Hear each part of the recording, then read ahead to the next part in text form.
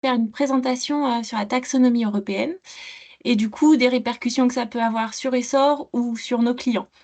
Ce qu'on vous propose, c'est de vous faire une première partie sur les grands enjeux, la réglementation, et puis ensuite Pierre Bourrélis, qui est responsable de l'agence de Paris Transition, entrera dans la partie plus opérationnelle et il s'interrogera sur comment les promoteurs, comment les foncières, comment les assets, vous allez pouvoir respecter la taxonomie européenne et valoriser votre immobilier. Alors, avant de rentrer dans le vif du sujet, un peu de contexte. Alors, je vous épargne le laïus habituel sur l'urgence climatique, le réchauffement climatique, et juste peut-être un petit rappel. On a les accords de Paris qui ont été retranscrits en France par la stratégie nationale bas carbone, qui vise des quotas carbone.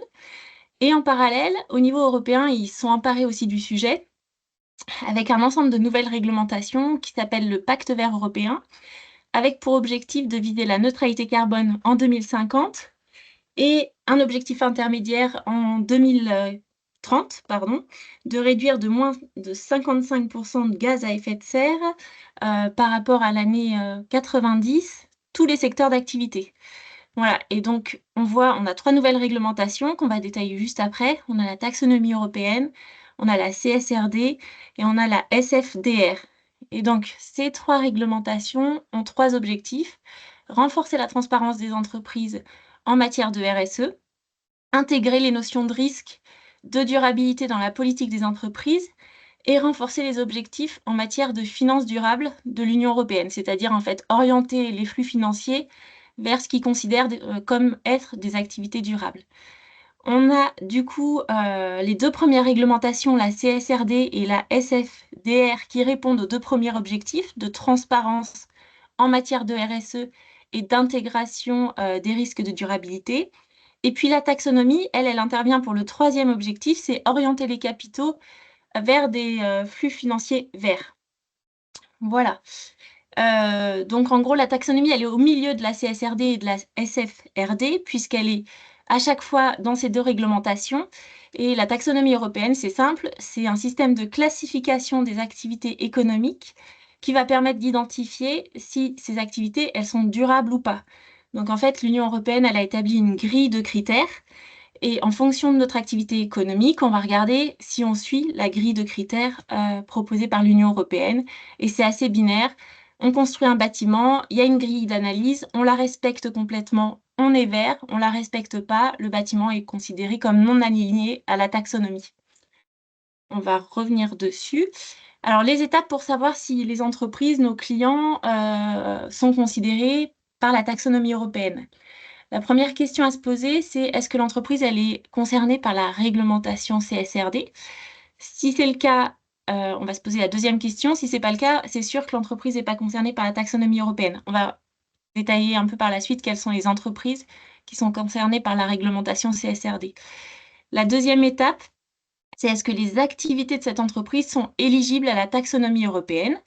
Si ce n'est pas le cas, il n'y a pas de reporting à faire. Si c'est le cas, il faut ensuite regarder chaque activité pour voir si l'activité elle est alignée ou pas avec la taxonomie européenne et ensuite on fait le reporting. Donc on va regarder étape par étape. La première question, donc, c'est est-ce que l'entreprise elle est concernée par la taxonomie européenne? Aujourd'hui, sont concernées par la taxonomie européenne toutes les entreprises qui sont concernées par la CSRD. Et les entreprises qui sont concernées par la CSRD, c'est les grandes entreprises.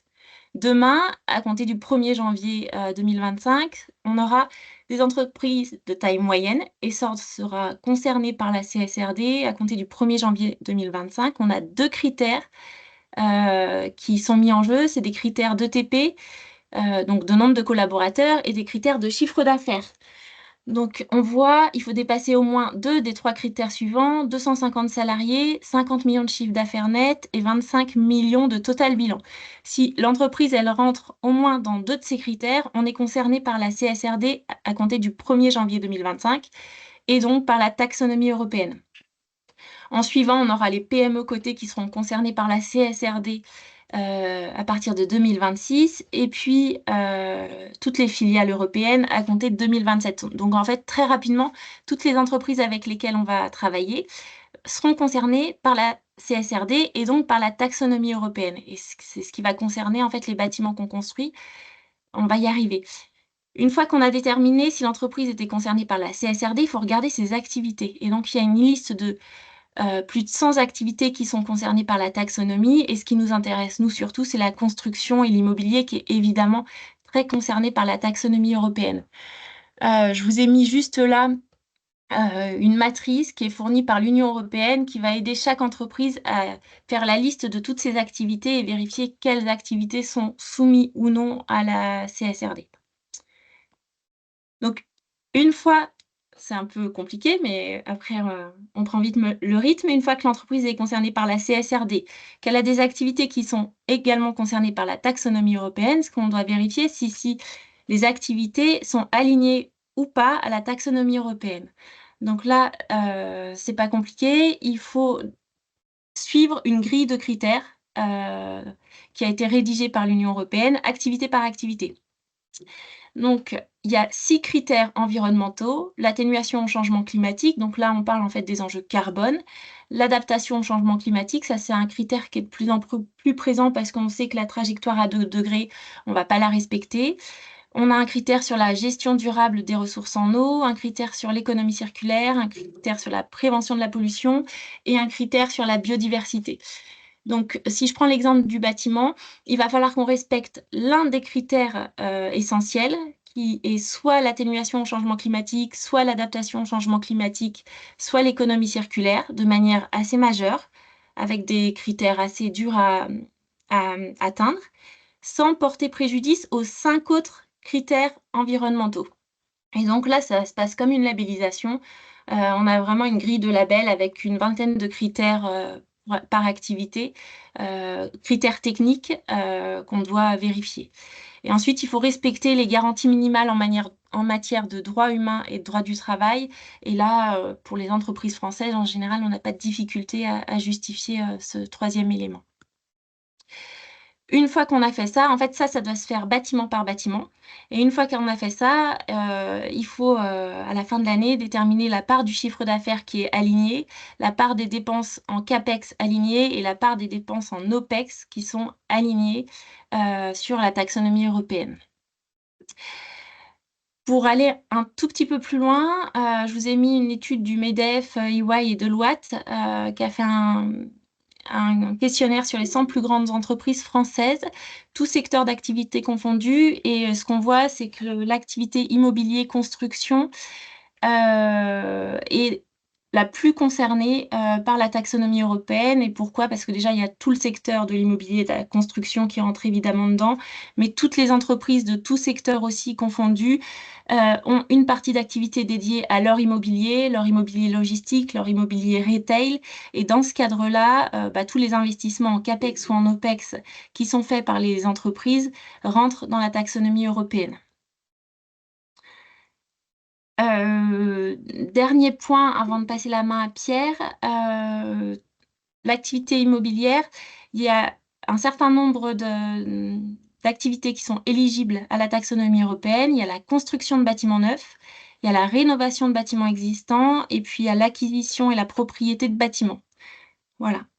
Pierre, peut-être je te laisse la main pour Oui. nous montrer ton approche. Oui, donc je vais utiliser le projet de Petit îlot pour vous parler un peu plus de l'accompagnement à taxonomie. Donc ce projet, c'est un projet de rénovation de bureaux dans Paris qu'on accompagne, qu'on accompagne déjà en certification HQE, BREEAM, WELL Score, et pour lequel le client a souhaité savoir si, s'il était aligné ou non aux critères de la taxonomie européenne. Donc, on les a accompagnés sur le sujet. Et donc, ce qu'on fait, c'est qu'on on regarde pour les activités. Là, c'était pour les activités, donc rénovation de bâtiments et acquisition et propriété de bâtiments. On a regardé pour chacune des thématiques, exigence par exigence, si le projet respectait bien les critères. Et donc, on fait une évaluation détaillée. Et là, vous voyez donc le tableau récapitulatif qui permet d'avoir avoir un visuel assez clair. Là, à gauche, on a quand on prend le sujet par le bout de l'atténuation au changement climatique, donc là, on respectait. Et quand on le prend par l'adaptation au changement climatique, là, en l'occurrence, ça n'était pas respecté. Il suffit que l'un des deux respecte pour que le projet puisse être considéré comme aligné. Donc là, c'était bien le cas. Quand ça n'est pas le cas, on propose aussi des recommandations si c'est nécessaire. Donc, permettrait, enfin, on explique, on explicite ce qu'il faudrait faire pour aller chercher un alignement. Euh, voilà, donc sur l'adaptation au changement climatique, il y a aussi une note des risques liés au changement climatique et de l'adaptation du projet aux risques futurs. Ça, c'est un accompagnement qu'on est capable de faire quand le projet n'est pas aligné. On est en capacité de pouvoir produire cette étude.